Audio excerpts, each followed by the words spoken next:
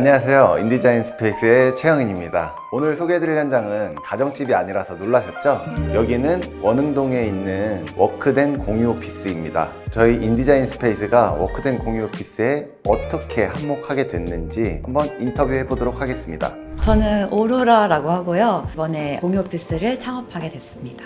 홍대라든지 이런 데 가보면 공유 오피스가 정말 많은데 혹시 어떤 점에 차별화 포인트를 두셨는지. 가격, 자리 이런 건 너무 기본적인 거고 거기서 조금 더 고객들을 끌기 위해서 정말 차별화가 되어야 되는데 이거는 인테리어밖에 없다. 왜냐면 요즘 다들 젊은 사장님들도 많고 하다 보니까 예쁘게 하려면 어떻게 해볼까 막 하다가 이제 대표님을 찾게 됐죠. 다른 인테리어 회사들도 많은데 저를 선택해 주신 이유가 있을까요? 일단 저희는 개방감을 엄청 강조를 했었어요. 대표님한테 말을 할 때도 다른 업체에서는 천장을 3m로 하면 너무 공사비도 많이 들고 추후 운영할 때 좀 안 좋을 것이다 라고 했는데 여기 대표님은 무조건 3m로 하는 게 개방감 그 목적에는 맞다라고 말씀해 주셔서 괜히 목적을 잃을 뻔했는데 목적을 다시 찾아갈 수가 있었고 화이트 톤인 데랑 이제 브라운 톤인 데가 있잖아요. 정말 마음에 들어요. 고객들도 선택할 때 화이트 톤이 좋다고 한 사람도 있고 브라운 톤 해주세요 한 분도 있거든요. 그런 컬러를 다르게 한 것도 되게 저는 엄청 만족하고 있어요. 공유 오피스 창업하는데 돈이 정말 많이 들잖아요. 이렇게 인테리어 하기까지 결심이 정말 많이 필요하셨을 것 같은데 어떠셨나요?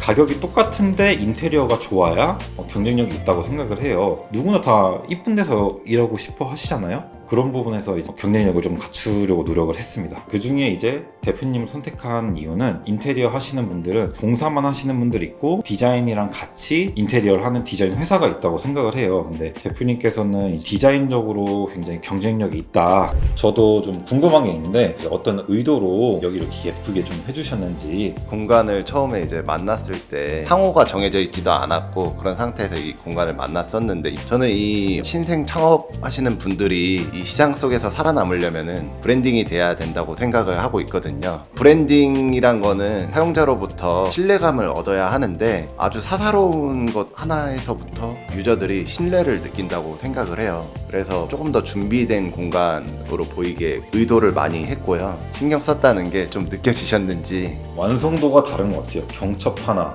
문고리 하나, 이런 마감 하나하나 이런 것들이 다른 사업체에서는 이제 빵꾸가 많이 나가지고 사실 제가 직접 다 메꾸고 했거든요. 근데 이제 대표님이랑 같이 하고 나서는 그런 게 없고 오히려 이런 것까지? 약간 이런 부분이 굉장히 많았어요. 진짜로. 그래서 너무 개인적으로는 감사하고 좀 그런 부분이 큰 것 같아요. 지금부터는 공유 오피스 인테리어 리뷰 한번 시작해 보도록 하겠습니다.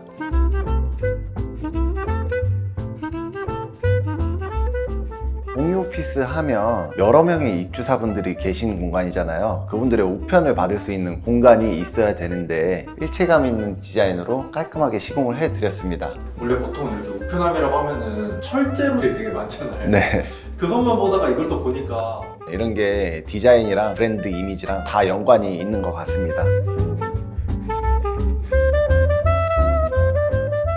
제가 서 있는 곳은 워크된 공유 오피스의 복도인데요. 좁고 긴 형태잖아요. 답답함을 좀 해소하고자 천정고를 최대한 높게 확보를 해줬어요. 그러면서 이 왼쪽에 있는 간접 조명을 사용을 해가지고 최대한 이 공간의 분위기를 살려주는데 노력했습니다.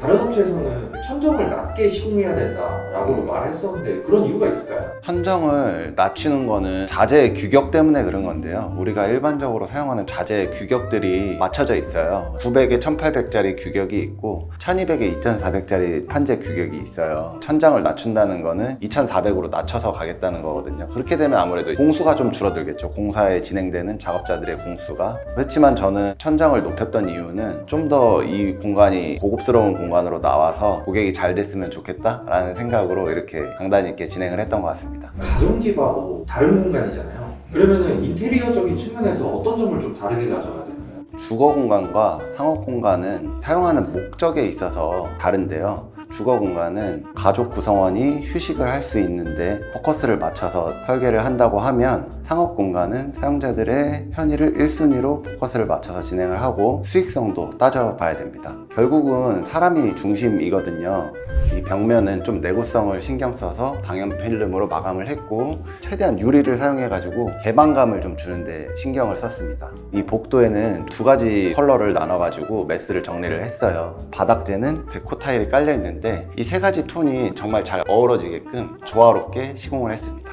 벽면에 있는 조명은 LED 바인데요. 간접 박스를 파서 넣을 수도 있지만 최대한 벽면에 포인트를 주고자 간접 조명, 라인 조명을 시공을 했습니다.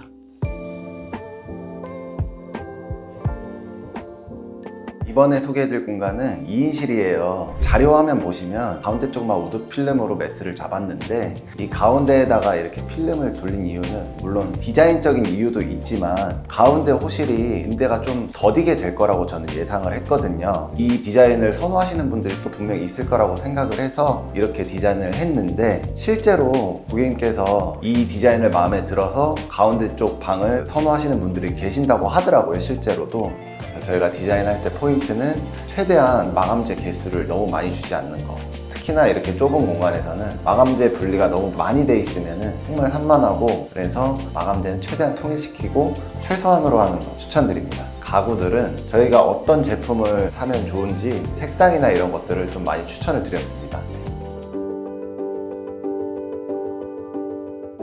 이번에 소개해드릴 공간은 미팅룸이에요. 깔끔하게 유리로만 시공을 해가지고 최대한 개방감 있으면서 프라이빗한 공간을 만들어 드렸습니다. 유리를 칠판으로 사용하실 수 있게끔 통 유리를 시공을 하고 이 위에다가 시트지를 붙인 거예요. 점점 가운데로 오면서 짙어졌다가 다시 흐려지는 그라데이션 시트지를 이용해서 여기 프라이빗하고 개방감도 함께 동시에 잡아줬습니다. 가구라든지 의자들 공간에 조화롭게 어울릴 수 있도록 다 추천을 해드렸습니다. 이번에 소개해드릴 공간은 휴게 공간 겸 카페테리아 그리고 OA존인데요. 공유 오피스라는 공간이 단순 업무만 보는 공간이 아니잖아요. 빌트인된 가전, 가구들을 활용을 해가지고 이 공간을 정말 짜임새 있게 구성하는 것도 정말 중요하거든요. 제빙기라든지 정수기, 그리고 커피 머신, 전자레인지, 반대쪽에는 복합기, 노트북 이런 것들이 정말 다 계획된 대로 짜임새 있게 배치를 해드렸습니다. 그래서 이렇게 컴팩트하지만 꼭 필요한 공간으로 구성을 해드릴 수 있었습니다. 자칫 잘못하면 밋밋해 보일 수도 있는데 사소한 간접 조명 하나만으로도 공간을 풍성하게 보이게 할 수 있습니다. 지금까지 인디자인 스페이스가 진행했던 공유 오피스 현장 리뷰를 해봤는데요. 공유 오피스가 단순 업무만 보는 공간이 아닌 입주사분들이 충분히 만족을 할 수 있는 공간이어야 합니다. 그런 면에 있어서 이번 현장은 인디자인만의 방식으로 설계하고 디자인했던 현장입니다. 이번 프로젝트 소개 영상 어떠셨나요? 많은 도움이 되셨다면 인디자인 스페이스 유튜브 구독, 좋아요 많이 부탁드리겠습니다. 다음에 더 좋은 영상으로 찾아뵙겠습니다. 감사합니다.